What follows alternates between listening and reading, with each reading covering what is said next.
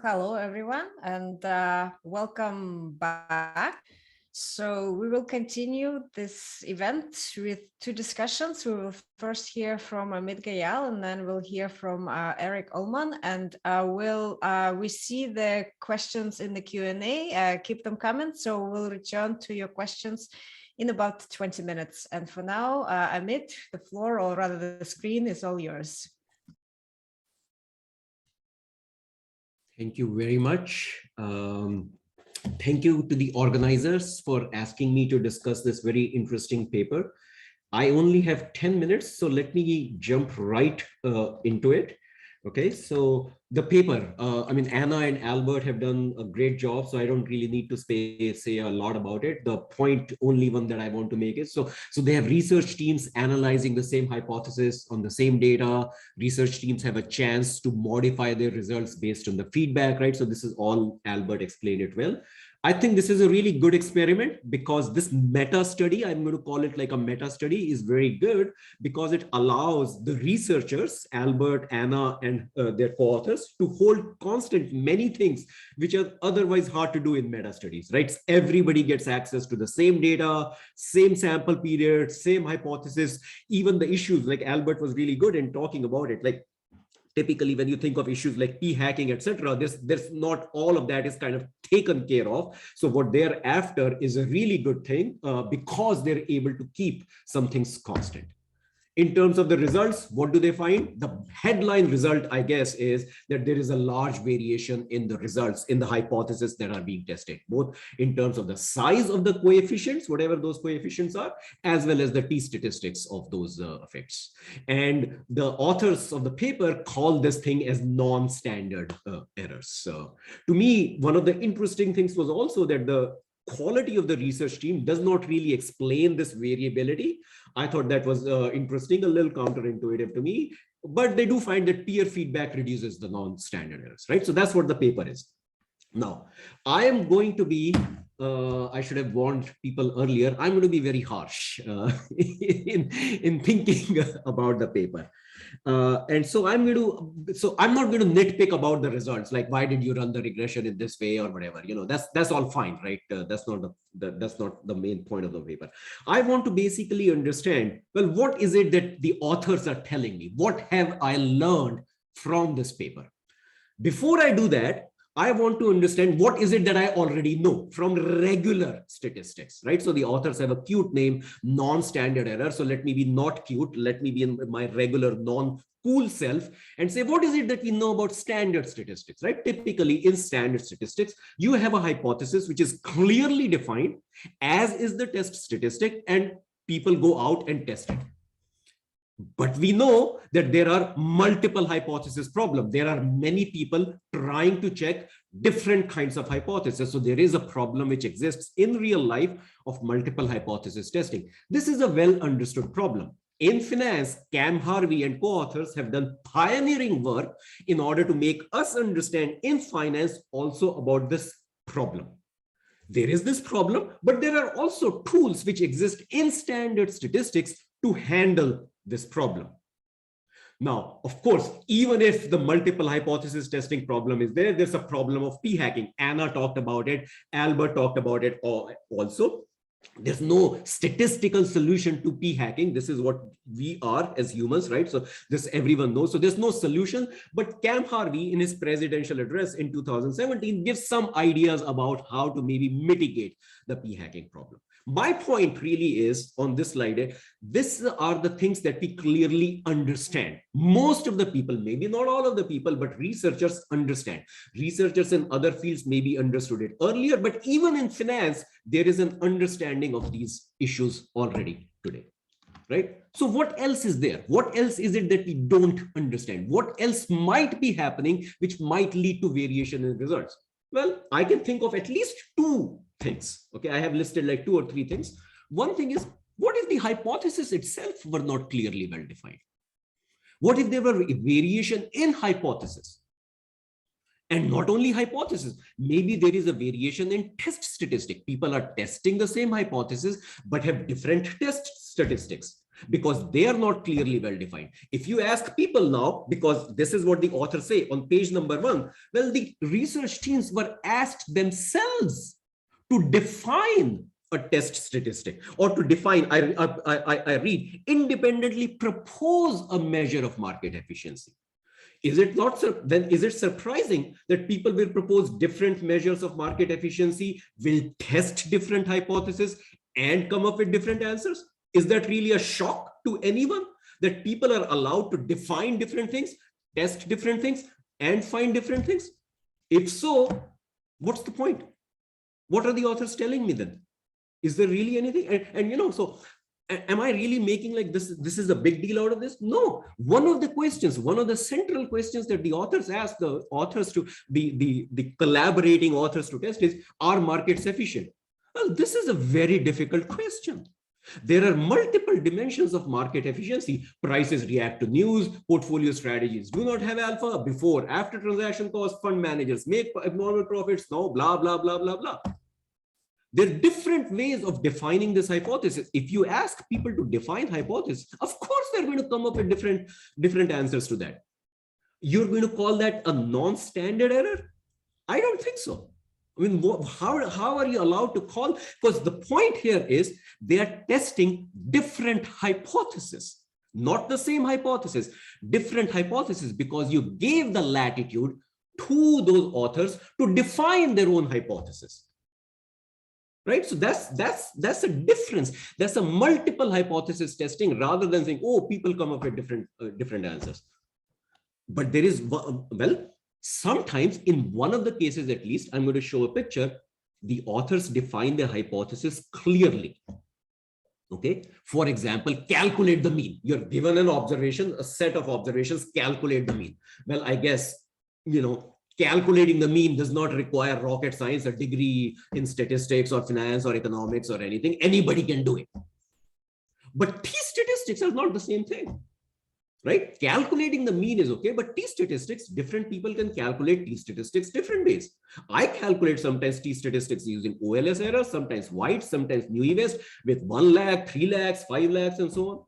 Again, the point here, what I'm trying to make is not the same hypothesis which is being tested. Even if it were the same hypothesis which was being tested, the variation in test statistics makes these as different tests. Multiple, this efficient markets hypothesis, you're going to say, well, this is not what we were testing. Yes, you were. Let me show one of the examples. This is one of the charts that Albert had shown. If you look at the hypothesis number 3, I think the authors think of that as a good test. I also think of this as a good test, because it was basically calculate the mean. If you see the calculation of the mean, most of the people calculated the same mean, of course, because you didn't leave them any freedom. Of course, they calculated the same mean, but they calculated different t-statistics because you didn't tell them how to calculate the t-stat. So when you show me that there is no variation here and there is a variation in efficiency, what exactly are you telling me? That different people interpret the word efficiency differently? Yes, we know that. There's like 5 million papers in Journal of Finance. Of course, not 5 million papers, but thousands of papers in Journal of Finance talking about market efficiency. Right? So variation. So that's one point that I want to make. Right? So you're not really. So in the first, I was lying. In the first slide, when I said you're asking them to check the same hypothesis, no, you're not. You're asking them to check different hypotheses. If you're asking them to check different hypotheses, it's not a wonder that they'll come up with different answers. When you ask them to check the same hypothesis, they come up with the same answer. What's the big surprise? Why is anybody shocked by these results? I'm not. Okay. What may be a little bit surprising is variation in ability, right?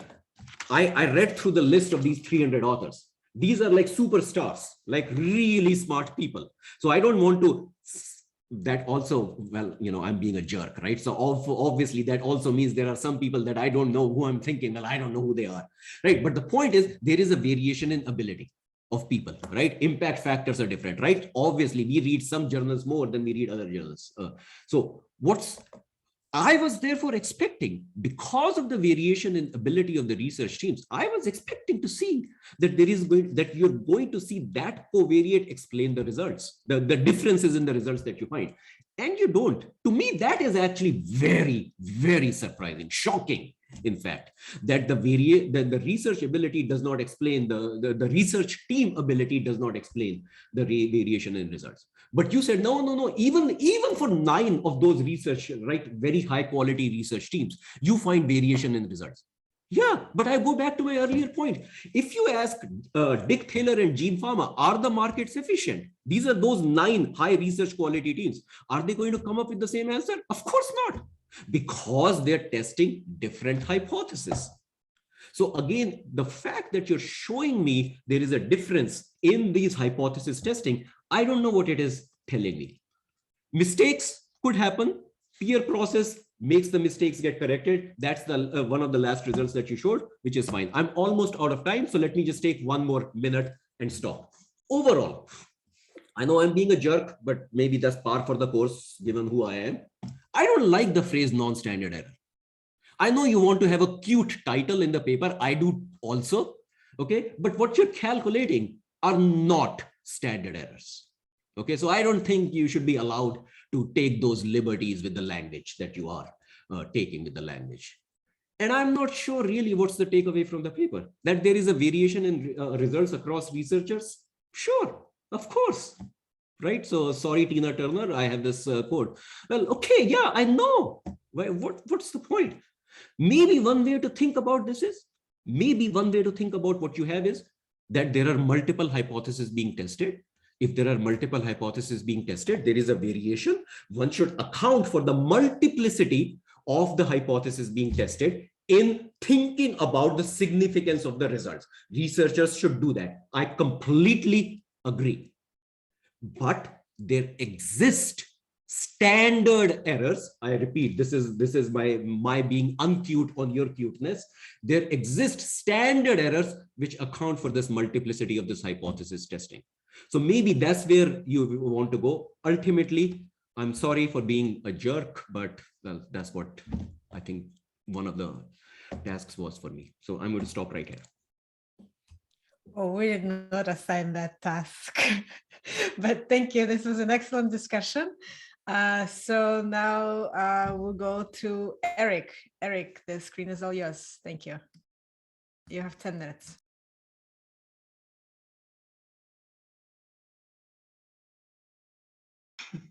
I was asking if you could hear me, but of course you couldn't because I muted myself. My apologies. Can you see all right? Here, okay? Yes, perfect. Okay. All right. Great. All right. Well, thanks so much for having me. Such a pleasure, such a thrill to be here. To hear about more about this fascinating new paper. Of course, this is in the context of many analyst projects. My colleague Axel Balas has and his team have collected links to a whole bunch of these. So I'll distribute my slides after. Listing a whole bunch of many analyst projects across different fields. Anna covered a number of them. And of course, the striking pattern that emerges across these is that, although we were, pretty taken aback ourselves by the amount of variability in outcomes and estimates, right there, this radical dispersion of estimates in Raphael's paper, Silberzahn et al. The subsequent projects find, if anything, probably more variability when different researchers test at least researchers, coordinators are thinking of it as the same hypothesis using the same data. So, so we have more and more sort of observations, right? And I think this is important because, we need to sort of replicate the replicators as a general principle, right? Regardless of what sort of, whether it's replicating experiments or trying different analyses in the same data or testing the generalizability of findings. It's important to see, is our analysis contingent results, generalizable beyond what we saw in the original referee red cards paper, right?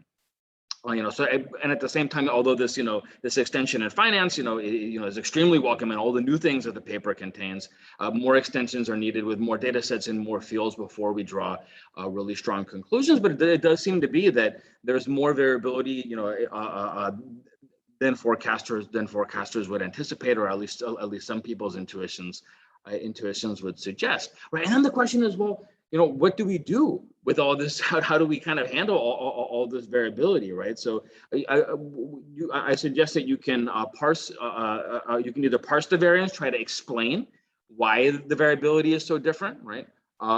Or you might consider just aggregation, just average across all these different approaches. So maybe the way to address all this subjectivity in science is to say, well, let's give different teams the starting point of the research and see what their ending point is, and then aggregate across them, right?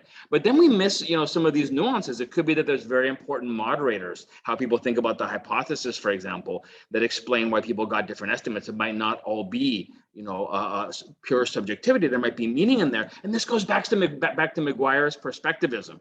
Bill McGuire argued for many years that really most research findings are probably true under some circumstances, but absent or then reversed in others. And then it's the job of researchers to try to identify those meaningful moderators, right? So McGuire would say, if Bill was here, and he was always very kind to me in grad school, I remember him well, he would say, look, don't just aggregate across all these approaches, try to understand those differences as best you can. Although that sounds lovely, the challenge, of course, is this parsing problem.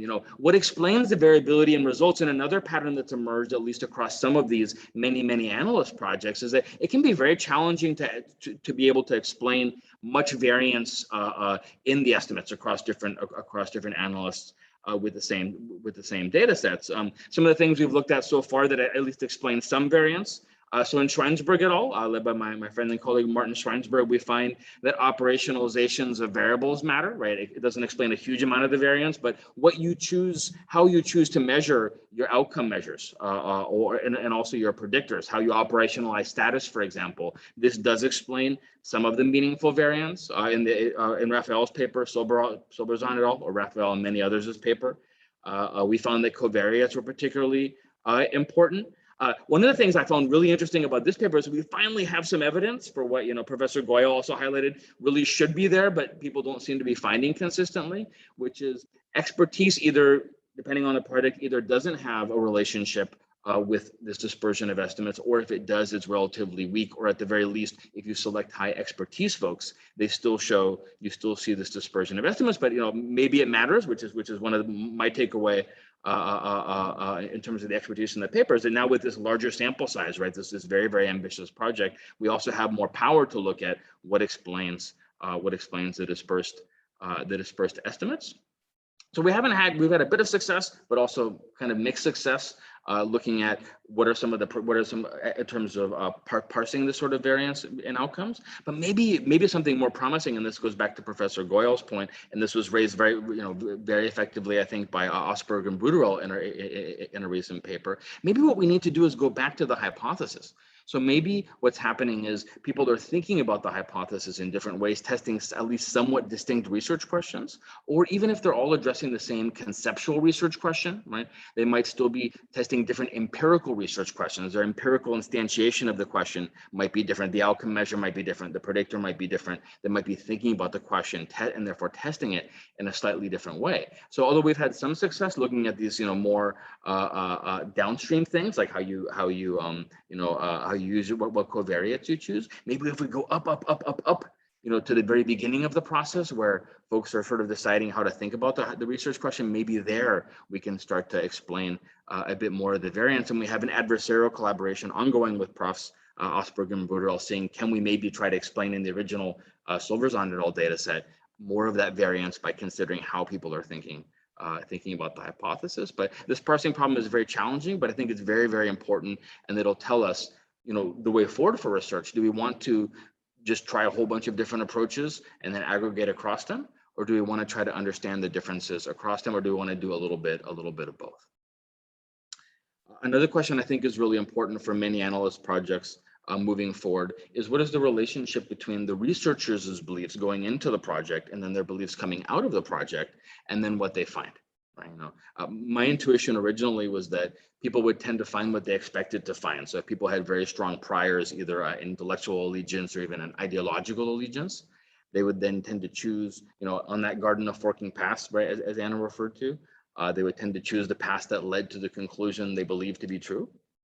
But thus far, in the Silverzon et al. Paper, and then also some others, there doesn't seem to be that strong a relationship. Again, we need more projects with more with more observations. We did find in Silberzon et al., with a relatively small sample of 29 analyst teams, small relative to this project, that post beliefs do predict results, right? And this is consistent with more of a rational belief updating the story, where it's not that the beliefs that the scientist has going in, that drives her analytic approaches and therefore results, but rather that she's updating her beliefs in light of the results. Now, part of that might also be that it's an open crowd project where everyone's observing each other and on best behavior, scientifically speaking, so to speak. But I think this interplay between analytic choices, outcomes, empirical outcomes, and then the beliefs of the researchers is incredibly important. One of the big takeaways here is that the tendency to underestimate the extent to which analytic choices do impact results, at least for the aggregate,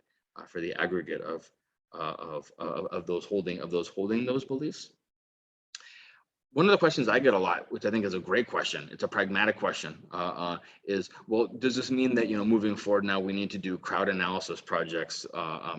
This one blows my mind. I mean, this is way beyond in scope, with 164 teams relative to, we had 15 teams or 29 teams in some of our papers. So it's unbelievable that, this happened, and kudos to everybody, everybody involved for pulling it off. But that's really a whole lot of work to address relatively few research questions. And of course, in science, you want to explore and gather evidence for a whole bunch of research questions, right? And then pursue those most promising leads. So although I think sometimes for something that's very important, it might be worth scaling up to crowd projects. The multiverse approach, which Anna outlined earlier, I think is probably a lot more advisable for most either small teams or solo analysts or duo of analysts, rather than have the crowd analyze the data with many teams involved. You could have one team, but then have that team specify many different kinds of analyses, right? So that's a lot more easy to do, more pragmatic. It is important to emphasize that the crowd analysis and the multiverse are really addressing different kinds of questions, right? Osberg and Bruderell point this out very well, where the crowd analysis asks the question, what would have happened if someone else had analyzed the data? Right? It creates transparency about the role of subjective choices, naturally emerging subjective choices of researchers in terms of potentially influencing the outcome. The multiverse, on the other hand, addresses the question, what would one analyst very high in expertise or one analysis team, if they imagined all the defensible analyses that they can think of, what would then come out of that if you aggregate across all those different approaches, right? So this is a bit different because the crowd analysis simulates a lot more what you're actually going to see in the published literature, especially when you have this sort of internal review process like you had in this amazing project, whereas the multiverse is capturing probably more defensible analysis, especially if the analyst is particularly high in expertise, but missing some of the analyses that would naturalistically emerge and that would be published in the academic literature if a solo team had handled the question. So like I said, you can choose multiverse for pragmatic reasons. It's probably going to be the main reason to choose multiverse over crowd, which I think is very often going to be not just a pragmatic choice, but also a good choice, but also know that these are answering different kinds of questions. So there's also space, I think, at least for small select questions where you're particularly interested in naturalistically emerging choices, right? Or properties of the analyst and how they might explain the results, where you might want to be consider scaling up for a crowd project. But I'm delighted to be here and delighted to see other folks, trying this and seeing, and seeing what happens. So thanks very much for having me. And I should say, all my collaborators are here, in spirit, and also folks who did preceding projects leading up to what we did. And I'm excited to see folks following on that. It's very much a crowd effort, to sort of explore these questions. So thanks very much for having me. Thank you very much, Eric, for the very insightful comments. So I'll give Anna and Albert a chance to respond. There were so many comments and questions. So back to you, Albert. I see you unmuted yourself already. Well, thanks a lot for Eric and Amit for your views. Lots of stuff to think about. I wrote along with it. I disagree somewhat with Amit that it's kind of, to me, it's still interesting to measure the analytical variation, even though it's a different parsing of the same hypothesis. I think it's telling us something about the different choices and the magnitudes thereof. But I'll keep this short because there's so many people here, and I'm really interested to hear what the others are thinking. But thanks a lot for your discussions and your views. Okay, well, thank you. So We're about to move to questions. I'm just going to start, and I have one, and I'm going to use my prerogative as a moderator. How do you actually, and some of them overlap with the posted questions, how do you actually interpret your findings that the standard errors are so large? Is it the data that people didn't know, there was unfamiliar data, unfamiliar market? Is it in fact that there are different hypotheses being tested? And so it's not the same hypothesis. Do you have some explanation for why the standard errors are, or non-standard errors are as large as you find them? Well, I don't want to monopolize this conversation, so do come in and the other coordinators if they want. But a lot is still unknown, and to some extent, the fact that we bring out this dispersion, and in particular with such a large crowd, is important to show that these things exist. And that was also the spirit of what I learned from the discussants, is that even if you bring it back to high quality, there's still some variation left that's sizable. Now, where that all comes from, I personally don't know, and it's worth exploring more. But to measure it and to see how it changes with different stages of the peer feedback process, I thought was what we thought it was important to put to paper. Thank you. So I'm going to go through the Q&A, and also the raise hand function, I believe, is enabled. But there are a number of questions from Michael. And Michael, I'll just ask that you ask yourself your question yourself, probably is the easiest. Hi, I had two questions. The first was just whether there was a correlation across if someone was a high error person on hypothesis 1, if a research team is a high error on hypothesis 1, were they also higher on hypothesis 2, 3, 4, 5, and 6? In other words, is there correlation across being not similar to the mean across the 6 or 7 hypotheses? And then the second one was more related to the fact that someone could have had a very high estimate, but then had a very high standard error, so that the inference would have been there was no correlation. And then somebody could have had a very tight estimate and said it was statistically significant, but we'd all look and say, it's barely, might be statistically significant, but not economically significant. So in the second time when you're showing us, well, the magnitudes are very different, also the standard error is very different, it's like, well, what's the combination? Don't we normally look at these things and basically say, look, this is either positively statistically significant, not significant, or negatively statistically significant? And I don't know what the input is of saying, well, a lot of people had different estimates, but they all kind of agreed that it wasn't statistically significant on getting the same inference. So could you answer those two questions if you can? Let me start, and then others can chime in. We accounted for variation across hypotheses in our tests.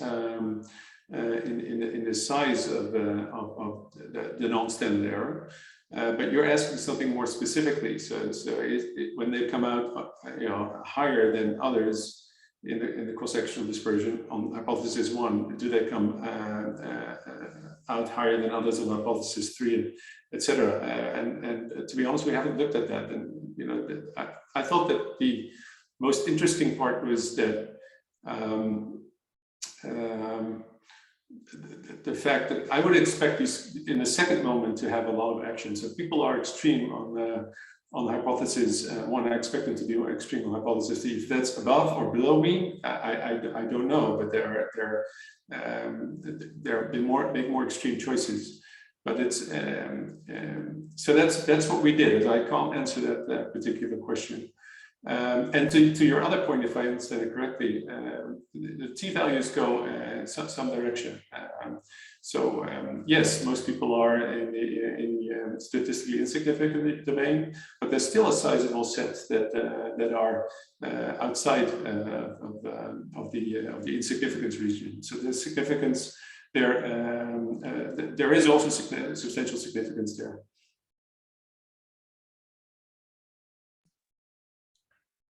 Thank you. The next question comes from Essen. Essen, would you like to ask your question? Sure. I hope you can hear me. First of all, thank you, Albert and Anna. It was a great presentation, great project.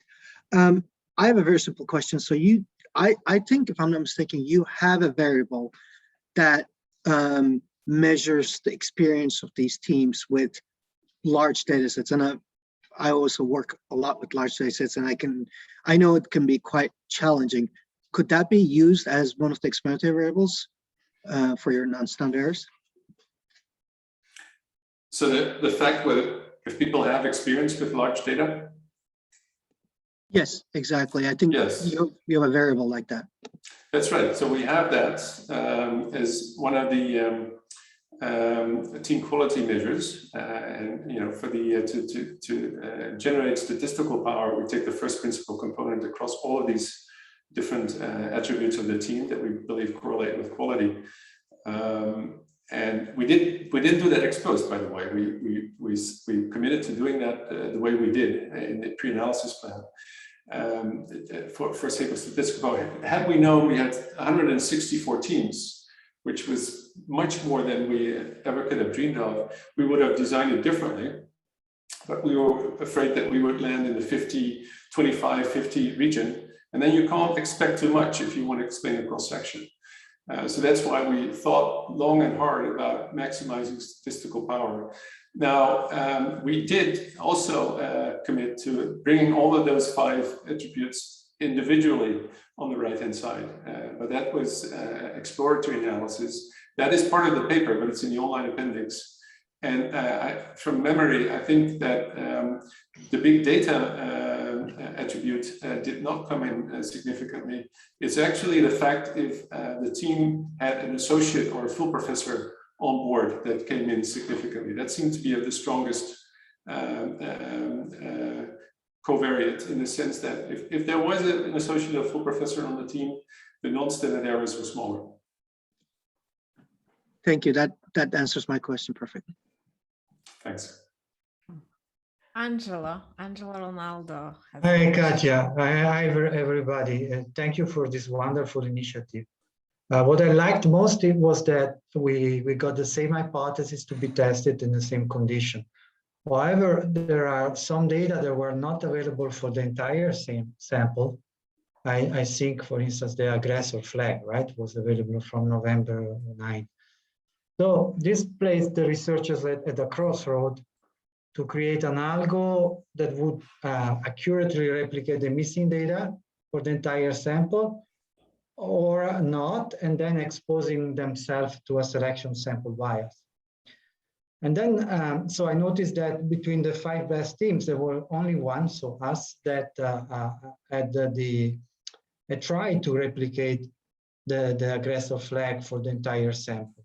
So I think it's a bit unfair now to compare, for instance, our standard errors over the entire sample with the standard errors of those groups that look at just the subsample, right? So I'm not sure if you have tried to compare them, right? So on the basis of the main decision, the methodological decision that were made. Thank you. Thanks, Angelo, and thanks for being part of this. I think it was beautiful to essentially work backwards in the sample for the part that was missing, and essentially conditioning all the data that were in that part of the sample to build a missing variable, or the best predictor of the missing variable, and then bring that into the analysis and get the trend for the entire sample. And that's a remarkable effort, but that might go some way in explaining why there is non-standard error across teams, even in the highest quality set.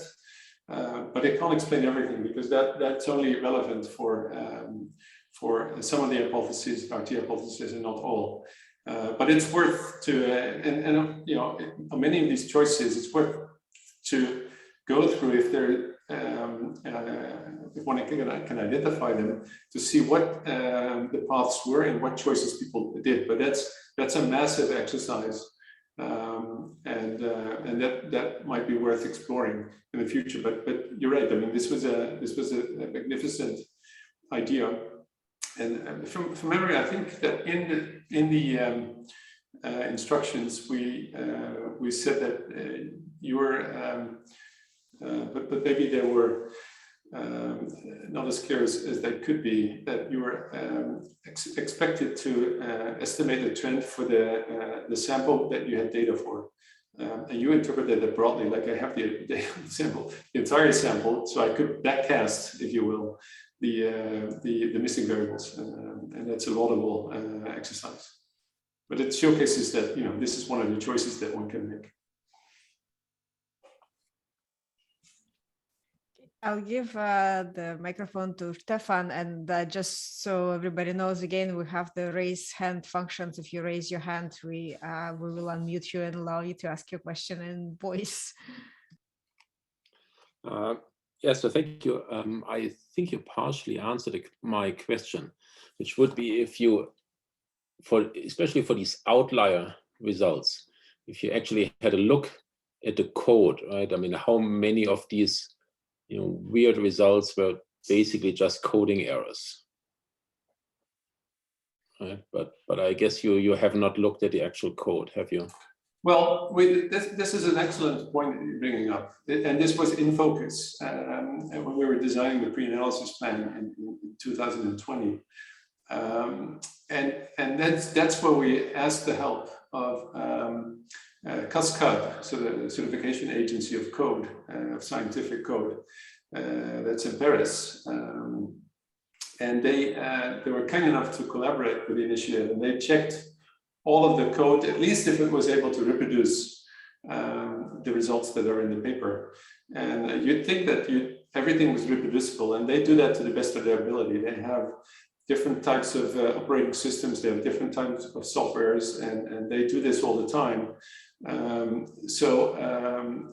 It's not exactly what you want, but it's getting in that direction that we did pull a signal on what the quality of the code, and brought that to the right-hand side to see if the teams with the better quality code come in with lower non-standard errors or less dispersion. And we find some traction there, actually. We do find some traction there that's the case. But that's as far as we went. But it is kind of discouraging, right? If people can't even reproduce the results, using the code and with the same data, right? I mean, that's kind of not encouraging. I agree. I totally agree. But mind you, there's a large variation in that statistic. So there's really either the team was super and everything is reproducible, or it was really poor and the SCAD team had to work super hard to replicate the code. Thank you. Thank you, Naiji. Okay, and thanks for Albert and Anna and all the coordinators for this amazing, really project on big data on Eurostoxx 50. If I may suggest that adding on previously suggestion is to not to build your regression on the values, but try to either to change them to ranks like we do in Coppola, or to try to see in different quantile, using quantile on quantile regression. That would perhaps bring some covariate with statistically significant added value to the model, perhaps in mean, or they are not significant, but perhaps in quantile they would be. Thank you, Albert.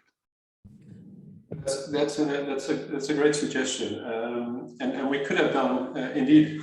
When we were designing pre-analysis plan, there were many choices we could make. We sort of settled on the Econometrica paper by Harvey and went with the most common approach, which is to go for variance. That's a widely accepted dispersion measure, and associated with it, the square root of it is standard deviation. But this was ex ante, and so we committed, and we did execute what we committed to. Ex post, there might have been different things that one might do, particularly given the extremities that undoubtedly motivated you to suggest to go into the quantile approach. But yeah, I mean, in that sense, our hands were tied. We did what we committed to do, and we wrote the paper accordingly. But yeah, what exposed what you say makes sense. Thanks for bringing it up. Thank you. May has a question in the chat, and just ask, please.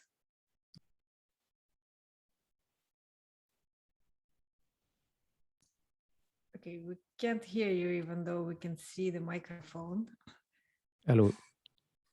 Okay. Excellent work, obviously. One thing, though, is that when you have direct data from an exchange, especially over a long period of time, in reality, the data generation process might vary as the exchange improve, I would say, its IT infrastructure, as they change norms, sometimes even regulation change. So the question is, to what extent the data was, the extent to which the data was clean and easy to use through the whole period? Because if I understand well, each research team had to do their own data cleaning, and people that have done data cleaning, especially over many years, you end up, I would say, with a very significant decision having to try to have the data clean, but have also the data to be uniformly, I would say, usable. Great point. And Michael Noe, I'm not sure if he's still here, but I was impressed with the quality of the data. But we have other people here that work with the data. My experience is in microstructure is what I do for decades, and I've studied many trade data. It's never been as clean as we got it delivered now for this project. And sort of in Holland, we expect that from the Germans. That's why there's a quality to German products.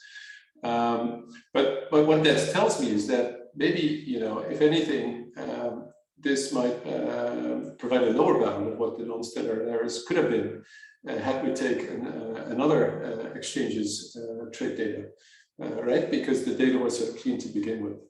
But it's an important point that you're bringing up. Thanks. Michelle, I'm sorry, I'm butchering your name, even though I should know how to pronounce it. No worries, Katja. Thank you very much for giving me the floor. And so the question I posted in the Q&A is about this comparison you did between the high quality sample and in the full sample. So you show that the dispersion was slightly lower in this high quality sample. But I'm wondering if the average estimated effect itself was much different in this high quality sample.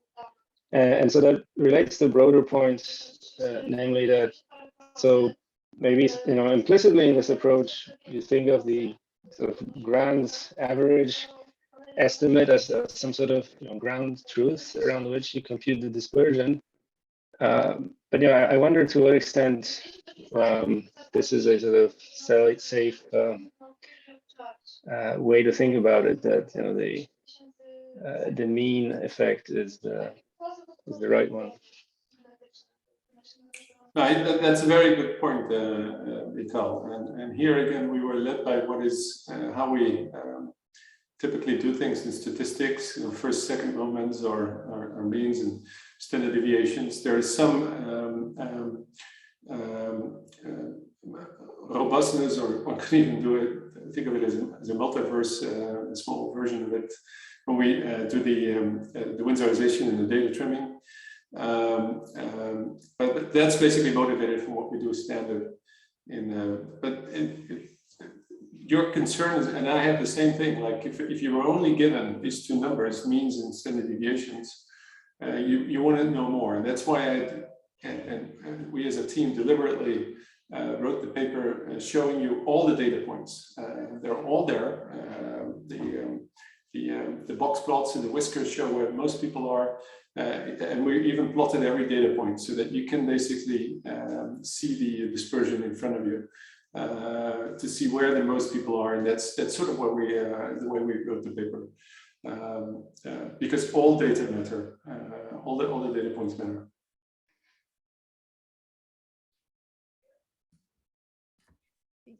Thank you. So there are two raised hands, and let me just allow these two people to ask questions. Maybe Joe and Dmitry, if you can just ask questions, and then Albert, you can respond to both just in the interest of time. Thank you.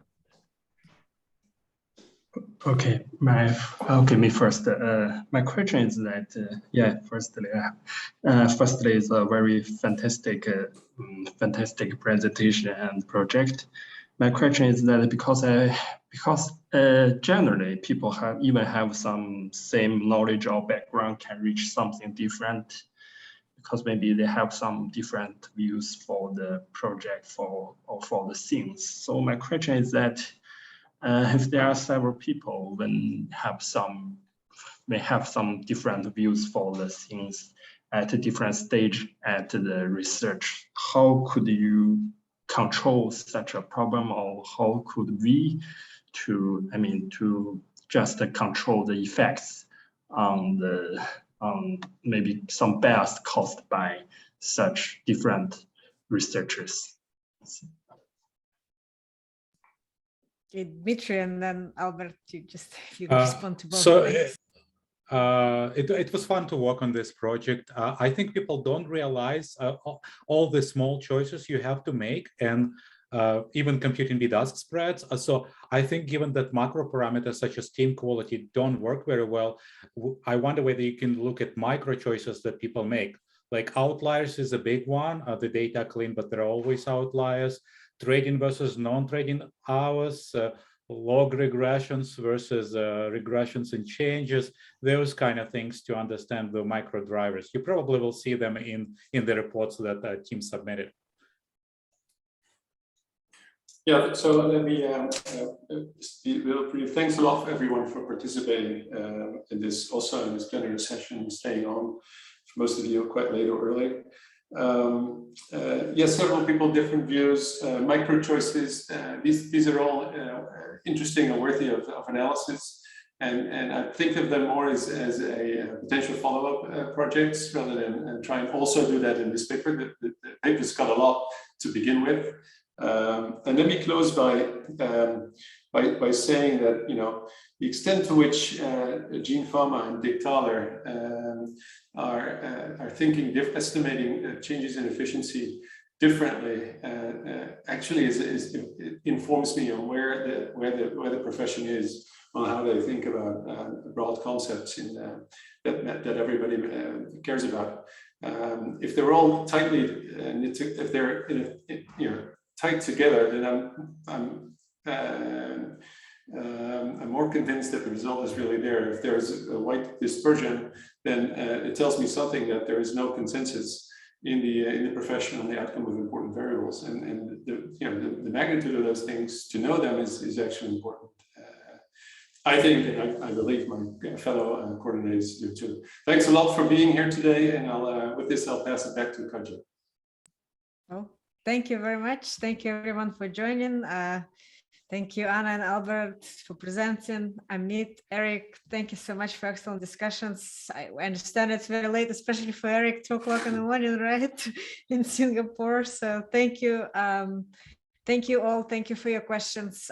You know where to find the authors. Many of you are the authors. So let's continue that discussion, and bye for now. And in Microstructure Exchange, we'll see you again in 2 weeks. Bye.